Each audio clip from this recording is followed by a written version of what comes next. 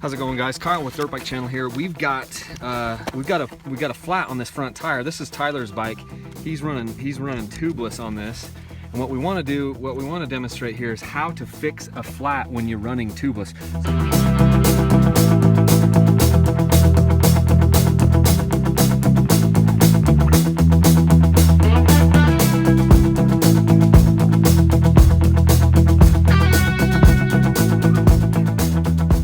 So with tubeless, you're going to have a high pressure bladder down here that's going to run about 110 psi. That will keep the tire against the bead and create a seal. And then you have a low pressure chamber here, which you're going to run. You can run anywhere from 2 pounds to 10 pounds or 12 pounds, whatever you want.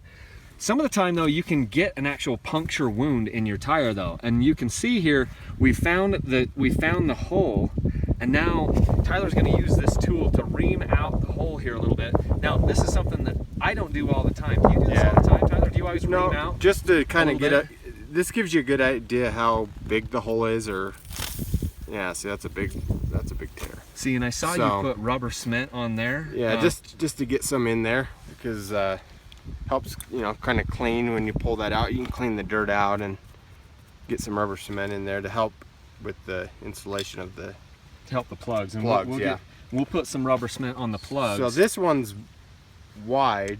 Normally, you know, it's just a single puncture, little hole. This will be a little bit more challenging, right? This might need 2. Yeah. Okay. Cool. So this is what plugs are. They're just ATV plugs. Is really all they are. I mean, a lot of guys use them on their 4-wheelers or their side-by-sides. But now we're using them on the dirt bikes, and honestly, these have saved so many rides. Now we're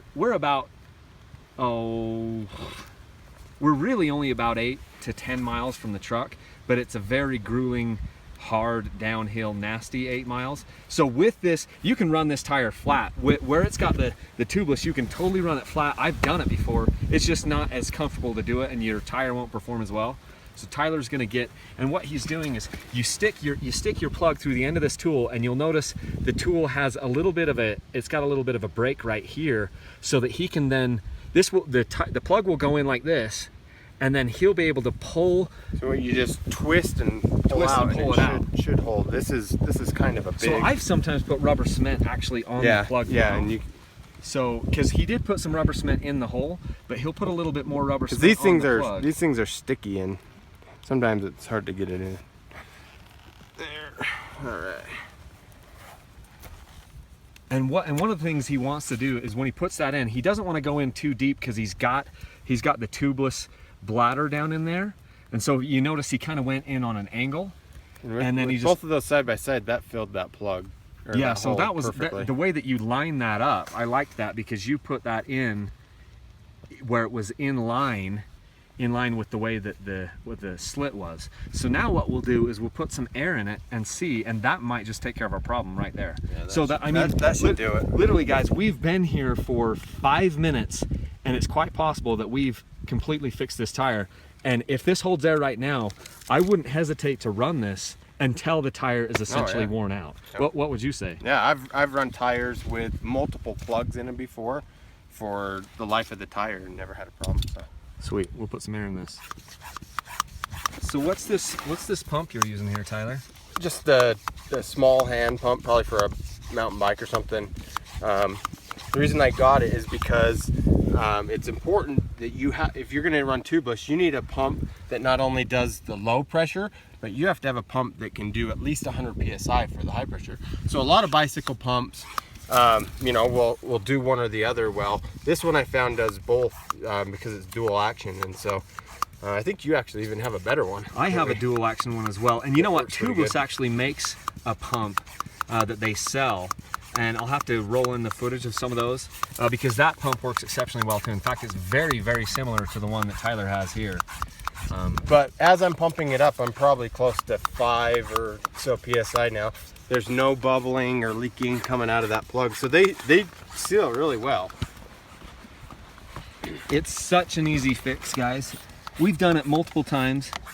Seems like, I mean, with anything, unless you run mooses, you're gonna get a flat once in a while, and this sure beats trying to change a tube. So. Well, and the awesome thing about the tubeless though is you get to run. Oh yeah. You get to run the pressure that you want to run, and you get so much more performance out of your tire running this tubeless, because you'll be able to run that thing down at like, I'm running only 5 pounds in mine. I know Tyler runs a little bit more. You run almost 10, don't you? In the front? Depends on the. Yeah, in the front I like to like 8 to 10.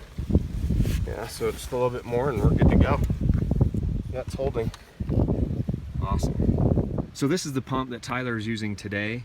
There's a few different pumps you can use, and I'll roll in the one that Tubeless actually sells, because theirs is real similar to this. So there's a few different pumps, and then I like your little tire gauge just because too. this won't do low pressure, this gauge. I mean, anything high it will do, but it's nice to have, you know, just a small little gauge. Pressure. So where's that plug? Is it down in the dirt now, probably? Oh, it's right here. So there's the plug, and it appears to be holding air just fine.